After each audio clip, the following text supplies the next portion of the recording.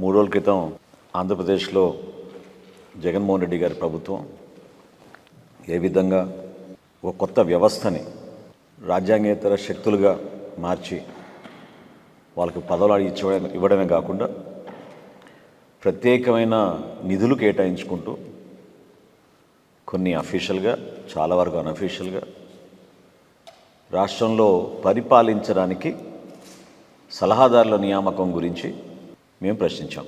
ఈరోజు fact check అని ప్రత్యేకంగా సాక్షి పేపర్లో నేనేదో బుకాయించినట్టు వీటన్నిటికీ విరుద్ధంగా వాస్తవాలు వాళ్ళ దగ్గర ఉన్నట్టు వాళ్ళు చెప్పుకుంటూ వచ్చారు.